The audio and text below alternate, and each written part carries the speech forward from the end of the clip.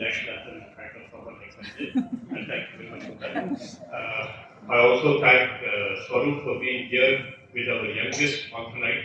I think it's less than 2 years old. Thank you, and yeah, thank you.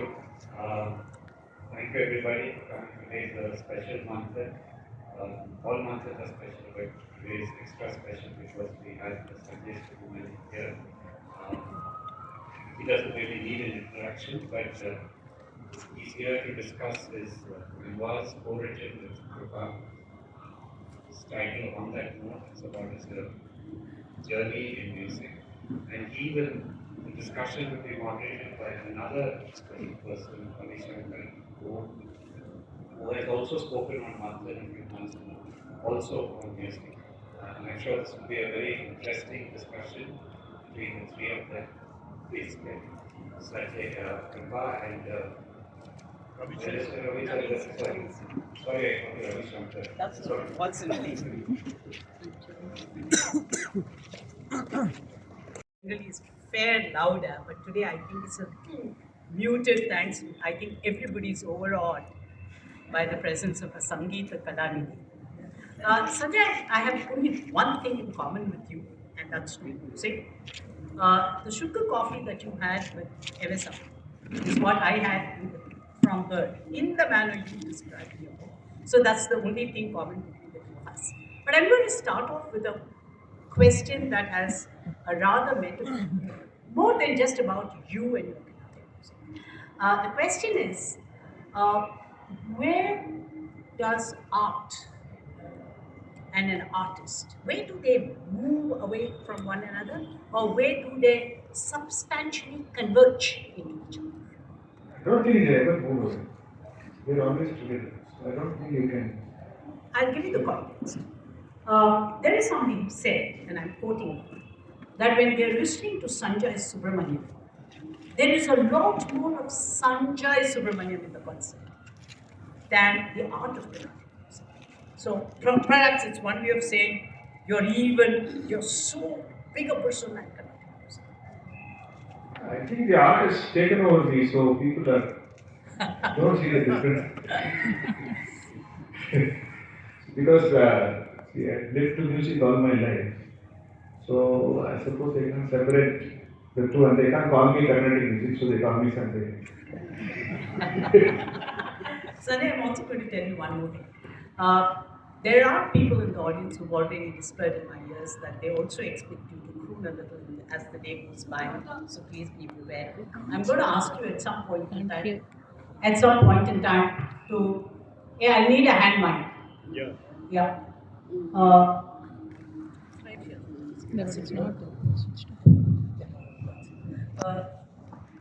I'm going to ask you at some point in time to croon. Maybe by then you'll get your Shruti for your Hari Kamboji. But let's go to Kripa for a minute. Kripa, you've written 3 books of totally 3 different genres. Your River Remember was a documentary, right? Non-fiction, right? The other was a biography. One is a work of fiction. I know when it came to a biography, you speak about Wasim Akhtar's biography, how you were inspired. And the only thing common to Wasim Akhtar and your subject is their common love for cricket. Right? He explains in his book as to why he chose you. Could you tell us how you agreed to be a part of the book? Well, that's a great question. Because I've been a journalist for so long in Chennai, I know that a Sanjay interview is a rare occurrence. He speaks very rarely to the press, and I also know that it would make for an incredible opportunity to sort of, I also knew when he asked me to do this book that it would make for an incredible opportunity to, sit with somebody whose music I've enjoyed for so many years. I've been a regular at his concerts, and so there was just no question. That context of knowing the fact that Sanjay does not give interviews and the fact that he was asking me to write his biography on top of the cherry on top of it all was that he loved my novel. I think it was it was impossible to say no, even if I was just 2 weeks postpartum when I agreed to this under the delirium of childbirth. So. Coming back to take it from here about your dislike, if I can use the word, with the media. I remember the kids who were having a conversation, I'm sure you do, and you were very easily available at that point in time. I just had to say, Sanjay, I want to speak to you for the Indian Express. You did, and it was typically a Sanjay no holds barred at the concert of Sanjay. Where and why did this Cold War with the media happen? You mentioned that in your book. Basically, I found the questions very repetitive after a point. So It's not taken. Huh? It's not taken. No, that's okay. So it was very tiring because, and most times you get people coming in asking you what is your favorite album. And see, in the age of Wikipedia, you don't want somebody to come and ask you whom did you learn music from. And I have to sit and answer those questions again and again every time. It becomes very. And the other thing is, usually what happens is when you travel outside Chennai for a concert, the press generally tends to interview you before the concert. And they say, what can we expect, or how is this city's Rasikas different from the other cities, and what is it, have you come here? You can go 83 times to Bangalore for a concert, and they'll say, have you been to Bangalore before? And all that kind of stuff. So yeah, some questions. that gets to you. So that gets to you after a while. And then you decide, okay, I'm not going to say anything new or anything different. And so by shutting up for a few years, I gathered enough material to write a book. Sanjay, there is this hyper comeback in media. I'm bare-sized. That's a good one. But tell me this, you spoke about a few years of your music being your worst year, 1 year of your music being your worst year in your book. Why would you call it your worst year, apart from the fact that you... There were struggles that I was going through in interpreting the music, and I had problems with my voice specifically, and I was not singing with the ease with which I could do it before. So somebody disagrees with you here. That's okay. That's what. Sanjay, before we go any further, I think you've spoken about your Hari Kamboji. Even in the presence of, when you were getting married to her, you were listening to an artist concert. They were playing Hari Kamboji. M.S. Subramanyam was sitting there, and she was enjoying it, you were enjoying it, she noticed that you were enjoying it. One line of Hari Kamboji, please.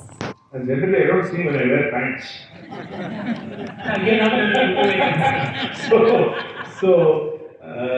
Yeah, it's okay. We'll do it later. Continue. Okay. Then I come back to this about, you speak about Chaplin influence very early in your book, Charlie Chaplin. What about Charlie Chaplin influenced you? His biography, his autobiography, actually, when I read through the book, I found it very, very moving, and the honesty with which he discusses his beginning years, especially in the UK when he's growing up, and his mother and all that. Very, very moving, very honest biography, and that kind of hit a spark inside me at that point. Though I didn't follow up on what Chaplin did, because when I read the autobiography of Chaplin, I realized he wrote it very late in his life. Like he was almost past 70, I think. So I told myself that I will not write a book before I turn at least as old as Chaplin was. But then. And then you read Krupa. Yeah. No, I didn't meet Krupa. You I read- decided to write read- the book and yeah. Krupa, how Chaplinesque, to the extent of being honest in his biography, did you find Sanjay? And were there aspects of Sanjay that he was hesitant to talk about, but you feel you did get him out and speak about? I mean, as for what exactly he was hesitant about, I'll leave it up to him if he would ever like to talk about it. But I actually, I know Sanjay says in the acknowledgement that I kind of even brought out, I think that's just him being magnanimous. He was actually a delight to interview. He came with the open mind of having knowing what he wanted to say, and we sort of discussed these were the areas that we were going to do, and this is what we were going to talk about. And for instance, this is what I talked about even in the Bangalore launch that we had. You don't expect a Sangeeta Kalamati to talk about not liking his voice in a chapter where you're sitting down to interview him specifically about his Sangeeta Kalamati. It came out of nowhere even for me. But that's the kind of honesty and the kind of, how he was looking at himself and his art, directly and honestly. And I don't think we've had a biography by an artist that is this critical or that is this honest in a while. We usually get hagiographies or we get, oh, that person told me I'm this great or, So this was a rare sort of an interview session for me as well, and the book I think reflects that honesty. Sunny, we start off again going back to Chaplin. Chaplin's book was about tragedy, fear, violence, etc. I remember he saying somewhere that he loves to walk in the rain because people don't see you crying. But if you go through on that note, there seems to be a very nice, almost envious, smooth sailing for a child, for a kid who moves into Carnatic music seamlessly, finds his space there, grows, can very easily say bye to a profession that he was working in, then moves on to becoming the Sangeeta Kalamati, then decides to work on other forms of the same music and all. How do you see, what is it that factor that you add to your life? Is it focus? Is it something else that's made success such a constant cosmos of yours? I wouldn't agree with you that success was always there because there were plenty of failures. To be fair, it's not that it was smooth sailing all along. I may not have described the failures in detail like Chaplin did because I'm not a clown. the tragic clown, their personalities are built on that type of dual personality. They have that suffering and they show it out as comedy, laughing at themselves and others. So that is a different personality. I'm not that kind of a personality. So, Okay, now let's just get it there. You also spoke about this Nadas. because you have to value your audience. Without them, I can sit at home and sing. So ultimately, when I get that feedback, it means obviously it is touching a part somewhere. So, and it's easy, and I also realize that it's easier for me to articulate the lyrics, share the experience of the poet or the writer musically with the audience. So all these things get enhanced because you are comfortable in that language, as opposed to say Sanskrit or Telugu or Malayalam or any other language for that matter. But over the years, slowly you get more comfortable with the other languages also. You take care to understand a bit more. In your younger ages, you are more obsessed with the music, the musicality, the ragam, the nuances, and those things. Then when you grow older, you start reading the texts, you start interpreting lyrics, then you want to share newer lyrics that are not being there in the concert before things like that. So then you start working on the articulation of the lyrics. Now, speaking about lyrics, you also talk about somebody who was positively critical about your pronunciation in languages other than Tamil. But coming back to the main point, uh, how much is bhakti? Many Carnatic musicians believe that it's an integral part of Carnatic music. How much do you think, how much do you agree with the statement that bhakti is an integral part of Carnatic music? See, bhakti is definitely a part of Carnatic music. Nobody is denying it. Why is it an issue today? It has never been an issue for the last 300 years. Nobody has questioned this.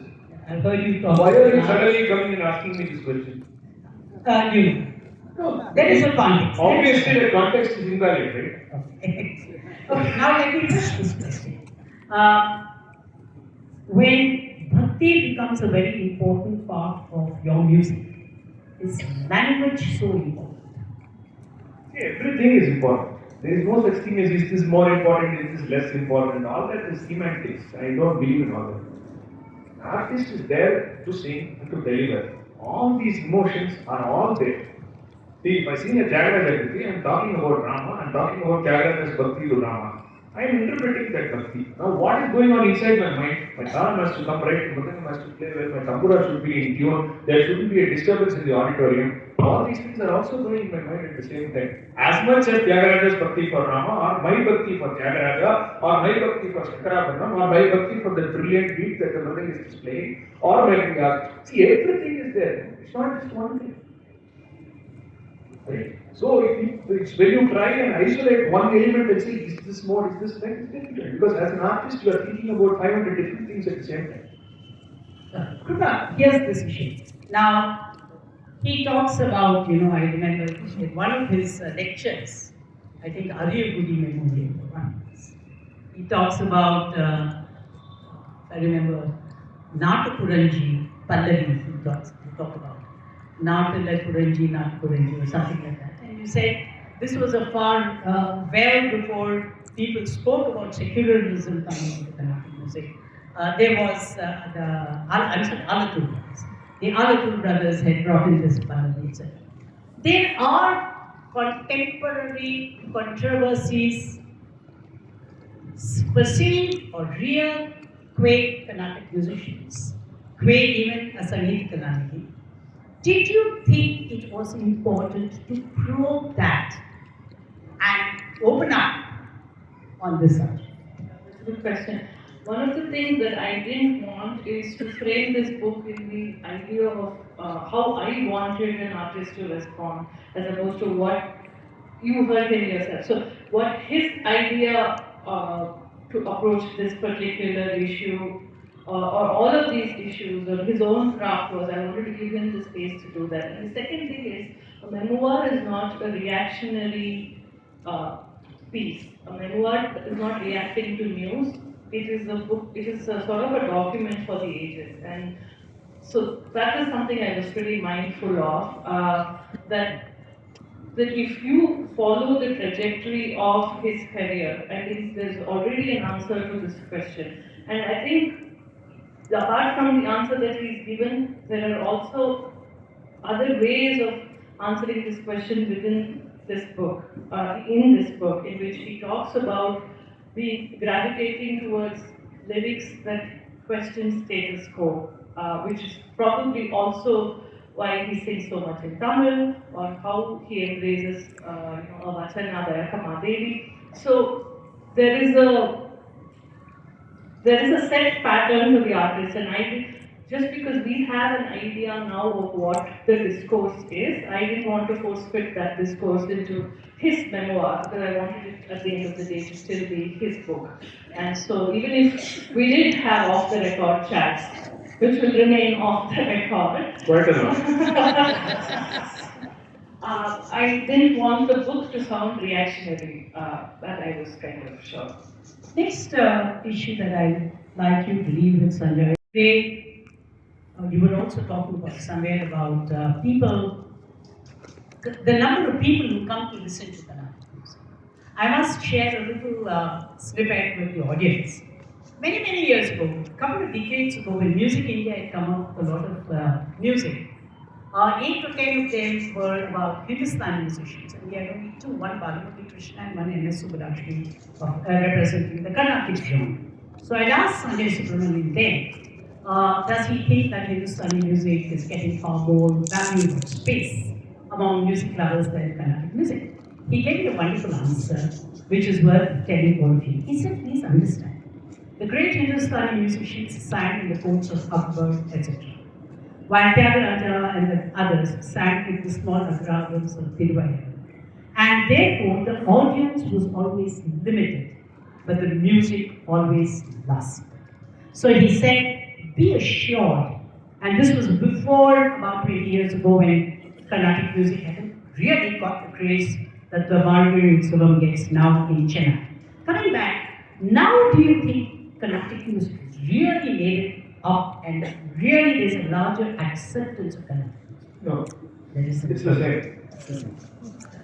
Do you think it is still, is your approach also to say it'll be this way, so be it, or do you think there's something we need to do to, or one needs to do to? I don't know. See, I can't speak for Carnatic music. I can only speak for myself because it's a larger ecosystem. There are many more players and many more interests at play. So I'm an individual who's plying a trade in that sense, because we are professionals. So I can only speak for myself. But to that extent, what I'm trying to do on stage is to expand the audience as much as possible. And for me, in a concert, if somebody comes up to me and says, sir, I have never heard Carnatic music, this is the first time I'm listening, I enjoy it, it's a victory for me. And in the last 10 years or so, almost 90% of the concerts, I find a few people coming up and telling me this. Now, if that means something in terms of numbers, I can't actually substantiate because we don't have data. So you can say what you want, but that data is not there. But for me personally, there is a win-win situation because I'm happy that people are coming for the first time to listen to this art form. They're listening to me, they like it, and they look forward to coming in the next time also. That's all I want. Sanjay, moving on the same, technology perhaps has partly robbed the audience. In the sense, today I can sit at home, listen to YouTube concerts, just like I can sit and watch on OTT and old film. Do you think this is taking away a part of the audience? Or is there still that live concert is live concert, cut time on the one? See, all said and done, people enjoy live experiences in every form of entertainment. Let's not restrict to Carnatic music. Like for instance, look at the crowds for a test match. Look at the crowds for an IPL match. Look at the crowds in a cinema theatre. I mean, it's the same. If you talk numbers, we have all seen test matches where you queue up at 5 o'clock in the morning to get a ticket to get in for India versus Sri Lanka. At that time, when Sri Lanka had just started playing cricket in Chepauk, you could still get a huge crowd. Today, India-Australia Chepauk is not even 40% full or 60% full. So, whole thing is about technology and the availability of entertainment at home automatically discourages more people from going out. And the infrastructure or the ecosystem is not exactly friendly. For instance, traveling inside a city, people are moving to satellite cities outside the city. This population has gone up so much more in the last 30 years, which means the roads are all clogged. It's not easy to move around. So, unless the person offering that live experience is able to offer something that is unique, that is really worth the time, effort, and money, only then you will get it. Rivers are clogged. Roads are clogged. Coming to you. Rivers, men. You started off your writing about the Madras floods. I remember that December when the tsunami hit Chennai, all their concerts were. Chennai 2015 floods. Yeah, but even the earlier one when the tsunami That was hit, 2008. and many of their concerts were cancelled that time. What do you see is the major problem? Does your book deal with only the crisis or does it deal with the solution to the crisis? I know I'm going a little away from Carnatic music, but please understand, we also are talking about the right that Krupa with us. Right, thank you. The book deals with the reasons actually for the 2015 flood being a man-made flood. So in that sense, it also, in the critique of the reasons for the flood, lies the answer also to how to understand the flood. Chennai is actually a very flat city. They call it a sort of like a pancake. And so drainage is a huge issue when there's heavy rains. And so because we are also a coastal city and because we have extreme rain events because of climate change, the city is sort of a climate hotbed, and we'll be swinging between floods and heat waves for the foreseeable future. And so the city sort of having to grapple with all of this, and that's what my book sort of tries to explain. Before the flood sort of became a routine affair after 2015. Uh, I don't go and bomb it on stage. So, I mean, it's purely musical factors that are going through my mind, like normal concert. Any concert that I have, that's usually the bad. this has been right from the beginning. Yeah, yeah. In the beginning, I was more scared. My legs would shake, and you have Like all the those. debate you went to speak. Huh? Like the debate you went to speak. Yeah, same. So in the beginning, that I mean, very early on, the first few years, say 4 5 years. Then after that, it's an anxiety. It's like a performance anxiety. You want to do well, and you want to come away feeling good about it. So You also told us that your mind runs about the talam, the pallavi that you're singing, etc. There is a pattern of very complicated pallavi talams happening. Would you contribute to that, or would you guide people? Because there's a lot of laity in the crowd.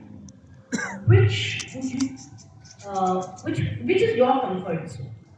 whatever I sing is my comfort. So you heard what I sing, no? So But now many here that's know my. that. Ah, Now the question is, the other day I was listening to one of those Tanam Darbars or something. Somebody came up with the explanation of an 8 into 4 into 2 into minus something something. Would you believe in a Tanam of that kind? No, I have done such things, but I don't believe in explaining them.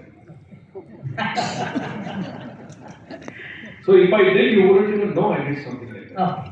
And I wouldn't, and you wouldn't even know if I did it right or wrong. Oh, that's. No, but jokes apart, yeah, the point is there is a lot of complexity in there is a big complexity in the music. And over the years, the challenge is to pull it off without complicated. Like, for instance, when you go and see, it is a spectacle. You look at it as an entertainment spectacle. Say, you watch a Marvel film, let's say, for instance, you watch Spider-Man. When you see Spider-Man climbing on these walls, you know there is an element of graphics involved, there is an element of computer involved, there is an element of whatever. You know. But you don't bother about how they did it, right? You don't bother about what technology they used to create it. That 1.5 hours, you are amazed to see Spider-Man crawl up the wall. It is exactly that kind of effect we want to create. When we do something mathematically at that point of time, we can create something is happening. That's all. Later on, you can try and decide what it is. You have enough time. Now you have recording, you have YouTube, you can find out whether you did it right or wrong. You go to my YouTube comments, they will say that line at 43.34, he missed the beat. You can find the comment because some smart guy would have found it. No problem. Transparency is the key. We are not hiding anything here, no? Okay. How do you react when somebody says this? Forget it on media, but when you're seeing a concert and you, I'm sure, realize that you missed a beat, you missed something that was intended to be different. Do you quickly connect? Do you let it go? What happens with such a You wouldn't know what I do. You wouldn't know what I do. I know, but could we know from you as a theoretician? Sure. Listen, why did I hide it from you guys? Why do I do that? No, it's not anything. See, it happens. Those things happen. Like, for instance, when you speak, you miss a word, you miss a sentence, you forget something. You have spoken about how at a concert when you were trying to sing a song in a high pitch, you realized your voice at some point in time not cooperating. And and then you had to practice, then you had to do something else, you had to revisit the premise, something like that is what you said in your book. Now, what I'm asking you is, does this, even given maybe your percentage, 0.1%, is there a instinctive change in the artist, or is it the confidence that keeps you going? What is it? It has to keep going. Otherwise, I'll get up and start singing. See, if I cannot pull it off and live with it, see, it's like you get beaten the first ball, you take your guard and hit the next ball for a boundary. This is what cricketers do. That's what musicians also do. Okay, I'll in the context of music. The what we do exactly that, because you have already forgotten that line, because you are listening to the next line that I am singing. So your attention is already taken away from that fact. See, at the end of the day, if it's 110 odd, who remembers he was beaten in the first 1 hour? Correct. That's but what it so is, far right? as the batter is concerned. Yeah, When you not work for the with bowler. If you end up with 8 wickets, nobody cares how many sixes were hit off your No, bowler. but today what happens is the coach is looking at each of these deliveries. How do you play? Where is your leg moving? I Where am you my own pitching? coach. No? So that's what I mean when I explain what I explained in the book about what happens to me. That's exactly what I'm doing. I'm doing the job of a coach. By saying that I'm analyzing my music, I find these are the difficulties that I experience, and this is how I address them, and this is how I try to get over them. So that, in fact, I have already detailed that in the book in the way that you have so beautifully explained from the book. Yeah, I know that deep that you even had about the Nadaswaram thing in your book, about how people throw back at you questions that emanate from you. But that is how people who've not read the book will get familiar with it. Totally. So, Sanjay, you cities had planned, and a lot of it is dependent on the first world and those countries that have expertise.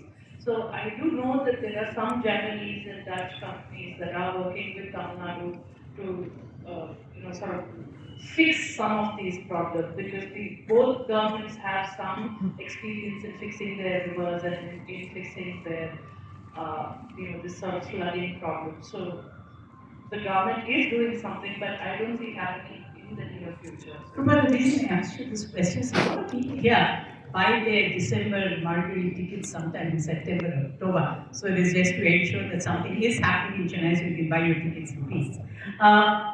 But I think council-level tickets. So Vikram, I can stop here, and if there may be some questions that the audience would like to ask Rupa or Sanjay. There's another mic here, and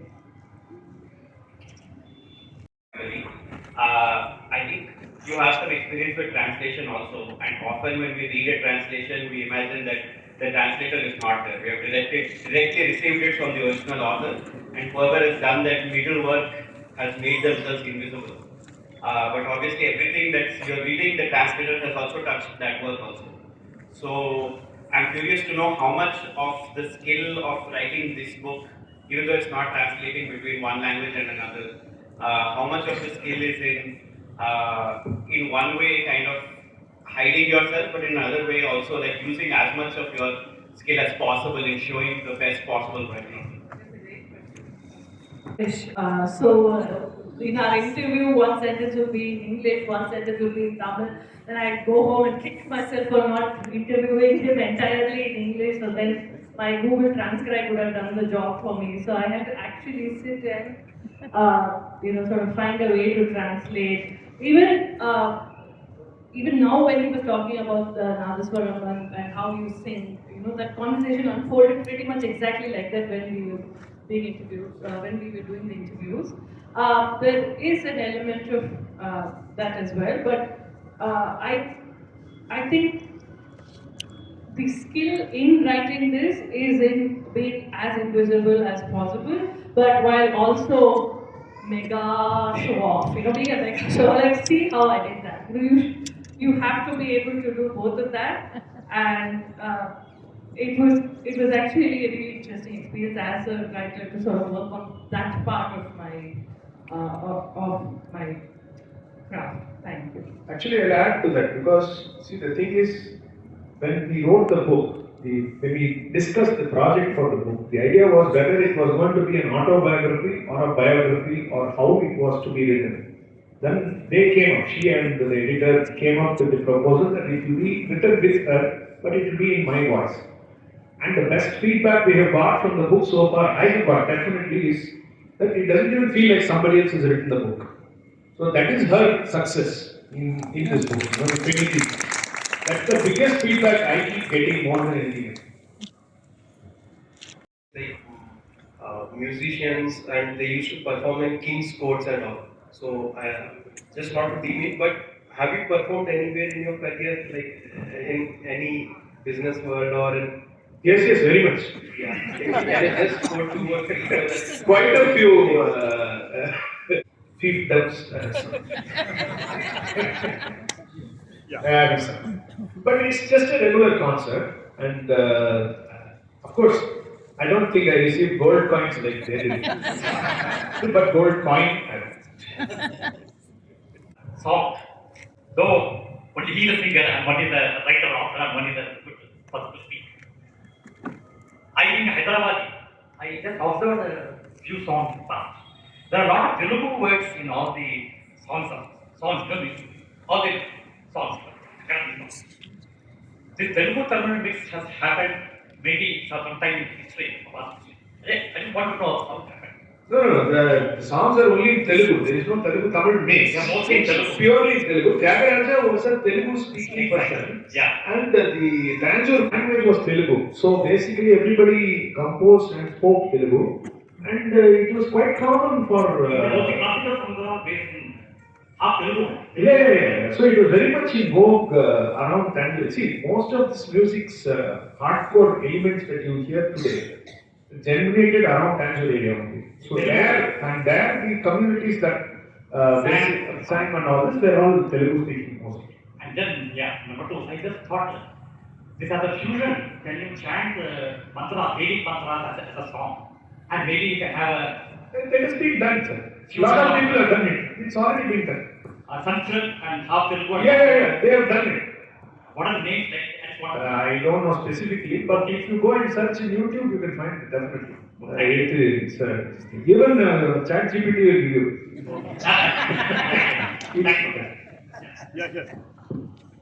I'm not asking any questions, Sanjay, but I thought one dimension which is occurs to me as important.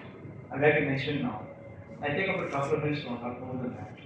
You are a chartered accountant and a musician. You once told me that chartered accountant is not my important profession, but only music. Fine. But then you are both chartered accountant and musician. What are the commonalities between a chartered accountant and musician, and what are the differences? Quickly, I went through a couple of minutes. One, both of you are to be honest in your profession. Yes, no doubt about it. Both of you have followed discipline. No doubt about that.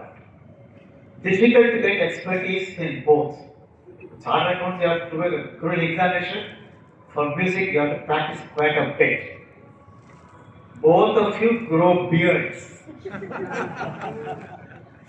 Now, there is one big difference is, a chartered accountant is not creative, whereas music is creative.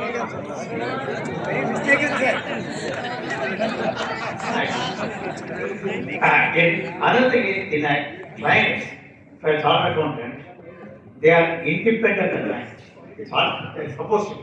Chartered accountants are independent of the clients, but musicians have to be dependent on the clients without the audience. Chartered accountants do not speak much, but write. But music is basically throat and not much of writing, though, even though you have an exceptionally written a book. Mangalam, when you do in a chartered accountancy, fine, it ends, but doesn't end. There are audit notes which will follow you throughout your life. Whereas in music, if a Mangalam is done by you, audience claps or applauds. And finally, chartered accounts do audit and you do audition. Thank you. I must admit, I speak a lot. And good here.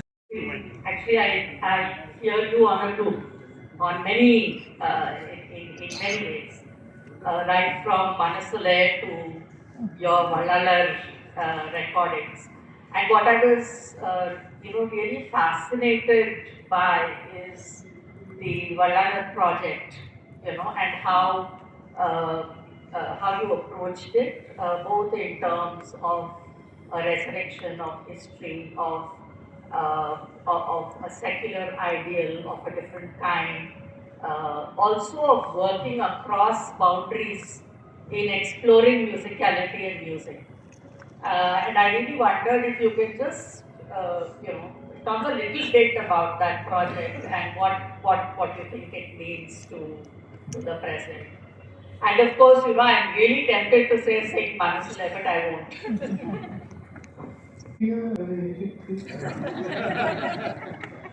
So yeah, Mandala project actually is a wonderful exploration, musical exploration that I did with the composer Sean Roldan, and it was a project that came from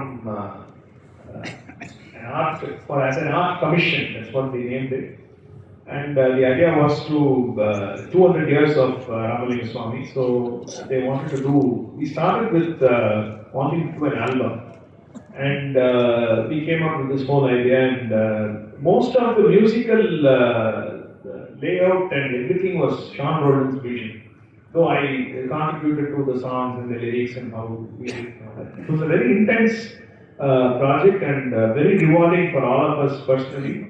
And we learned from each other and grew a lot through the whole process. The whole thing is actually available on YouTube. There is a documentary about the Badala and the project and all that. And even now we have a screening of the same thing in Chennai, and it was very well received. So it's a very new dimension to my own musical journey, and I think it's opened up a lot of spaces for me in that sense. Sanjay, one thing was also influenced by Pakistani music. Can you tell the audience a little about that? Yeah, see, there was a stage in around the early 2000s when I was getting restless with the Carnatic music that I was listening to and singing. And so I wanted to seek inspiration outside of the genre, to see how minds work. Because, see, you spend a lot of time learning the system, learning the music, and trying to understand a lot of aspects. And then, as you are singing, you want to implement those things, and somewhere along the line, you are not happy. So then, maybe the inspiration lies outside. You never know where you can get inspiration from. So maybe other genres of music. So for instance, I actually went and downloaded the top 100 songs in Apple Music or things like that, just to listen and see. And the Samantha, I came across specific Hindustani music I was listening to a lot, and as a result, I moved to some of these great Pakistani singers like Salamat Ali, Nazakat Ali, Amanat Ali, Fateh Ali, and Mary Hassan's ghazals and things like that. Actually, it's not my discovery, because in my own house, I have one particular uncle who would get up at 6:30 in the morning and listen to Pakistan radio, to listen to Salamat Ali Khan's concert. And he would always come to me, Hindustani Sangeetna idilla, Tulukam Pattudan. அப்படியே சொல்லுவாரு. But அது வந்து அப்பவே எனக்கு I had that influence from him, so it was easy to reconnect with those musicians. Can you give us at least one line from that part of it?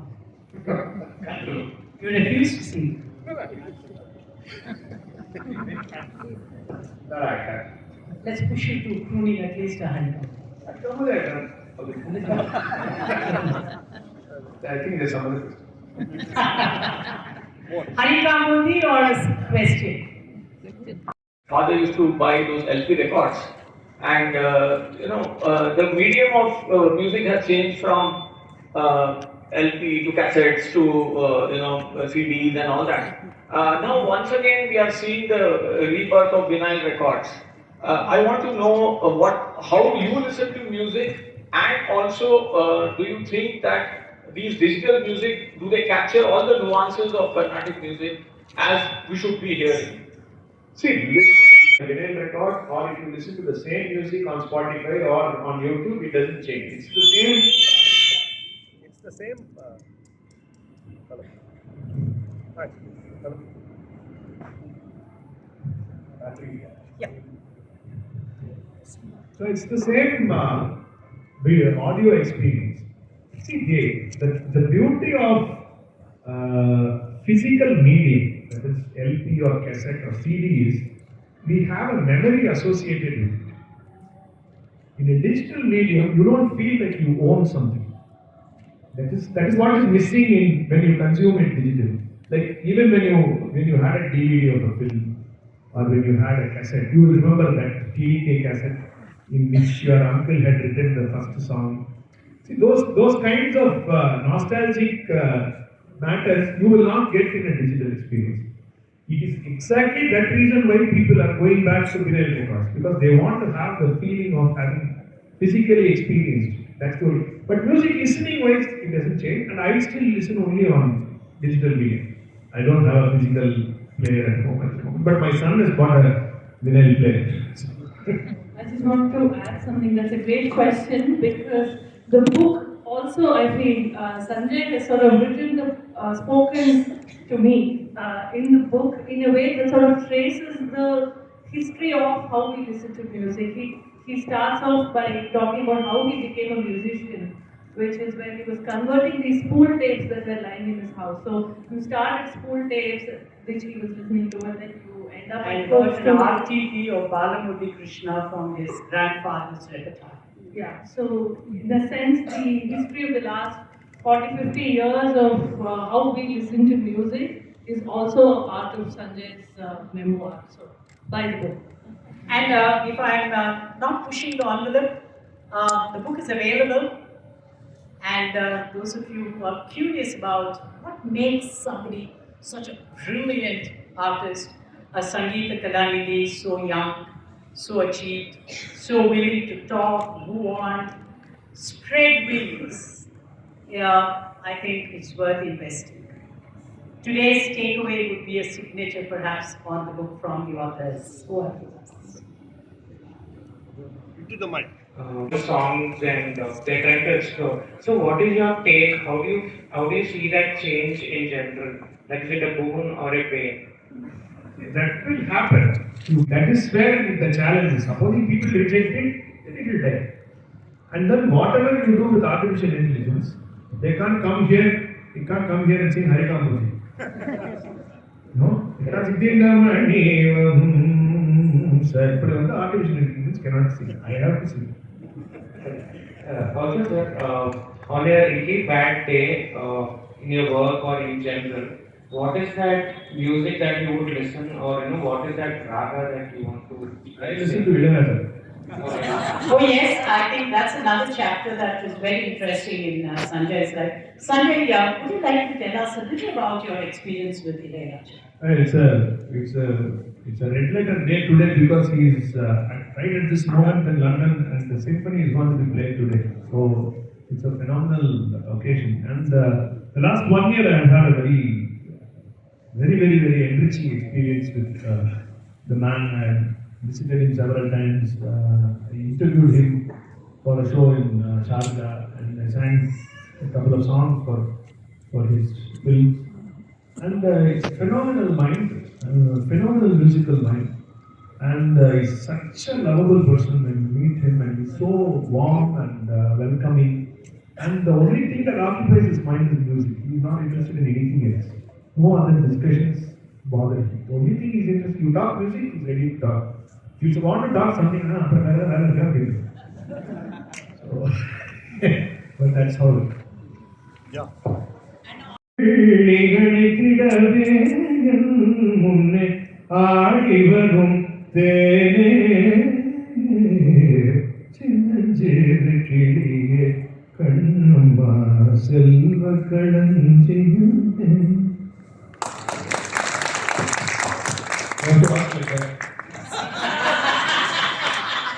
I didn't know I had to say on that note. It's a plug for the book. It was such a sheer delight to see some kind of transcendental moment in your traveling, or some kind of transcendentalness that has happened to you as a person. The other one is you've also done a lot of innovation in music. So how do you balance between innovation and the tradition in the Carnatic? Thank you. There is nothing. Go across different cultures, you see different cultures, and then you come back thinking that all the world is the same. There's no difference between here and anywhere else. People are people. So that's, if anything, that's my learning from travel. Tradition and innovation is a constant, it's a constant balance. How we can't explain that because it's very organic. You don't think like that, because the training and your own continuous experience helps you in that. So it's like driving a car.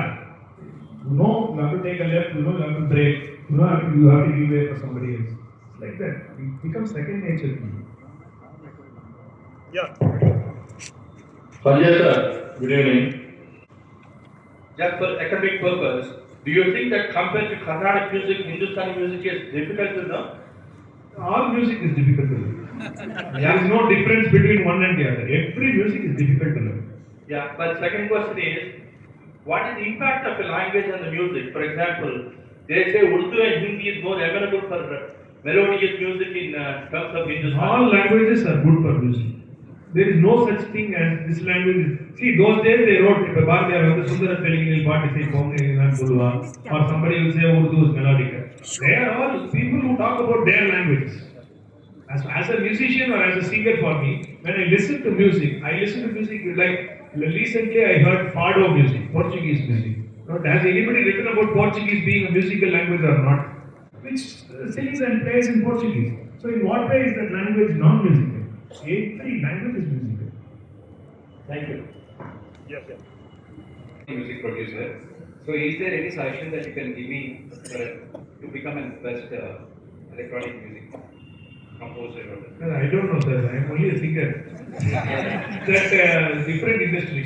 What is that you need to observe? So what are the elements that you need to consider while listening to the music? First you have to listen, sir. Basically you have to listen. When you are listening, you should like it. If you don't like it, don't listen. That's all. If you like it, then automatically you will listen more. When you listen more, you will learn more about it. It becomes a habit. That's all. It has its own way of spreading, and as far as next generation on is concerned, the same doubt was expressed by my father to my generation, and from his father to his generation, and so on and so forth. Because if you take the Music Academy Journal in 1931 or 32, G. Balasubramanyam's father, G. V. Narayan Swami, presided over the opening day, and in the inaugural address, he said that today youngsters are not taking to classical music, and it has a bleak future. And if you go back another 50 years, in 1872, there is a gazette that was published by the British government, where there is a note that says after the death of the great masters, there is doubt whether the future of classical music can sustain. So this is 1872. Recorded fact, you can verify it. So now going by the last 150 years history, you can, if you are smart enough, you can project into the future and see how it will happen. You can't say. Right? You can't say. But we are all taking efforts. Like you are taking efforts by asking your child to learn music. I am taking efforts by singing this music and keeping it going. And somebody else is taking the effort by coming forward and supporting this music. So as long as these things keep happening, this music will continue. That's the only guarantee I can give. Last but one question. You consciously pick the list of songs for as per the venue or the city. Is there a conscious effort? Yeah, there is, because I have a database. So I work with a database like that. So this is one conscious decision. I try to not repeat many songs. One or two I will definitely sing because everybody wants to hear those songs. So that's what. Like Music Academy or the other? Yeah, Music Academy. I have the song list for the last 35 years what I have sung. I hardly repeated. Or if you see his biography, he'll tell you his first concert, second concert, what Varnam he sang, what song he sang. Consciously I make a list. We started with some nepotism. My son asked the first question, so I will ask the last question. I'm just thinking about what I recently read, what Shujat said, saying that his father Vidyaranya put him through so much rigor, and he's whatever he is because of that rigor. And I don't want my son to do that. I want him to have a joyous childhood. That's what he said.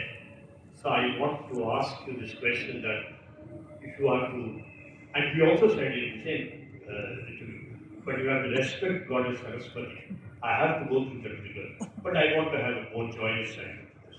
So I just want to ask you, do you think that this rigor which art demands is something which means that you have to sacrifice something else? It is not just art. See, anybody who has succeeded, who will realize that that rigor has been there at childhood. Take the Williams sisters, tennis. At what age they were playing? Take Tiger Woods. At what age he was playing ball?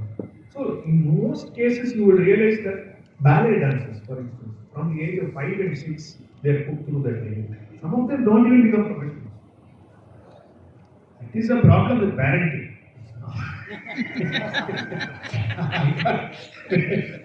Thankfully, that's happened in my life 20 years. They are grown up my children.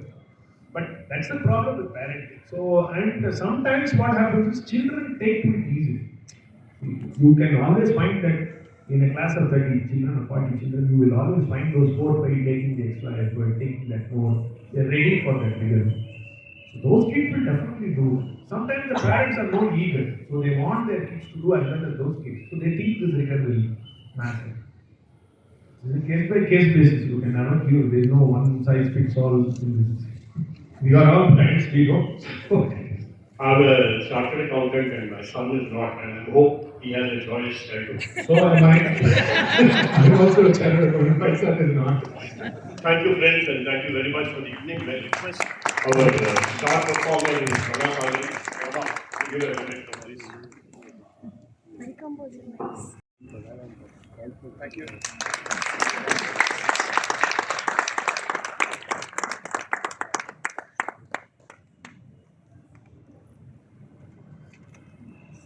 Thank you.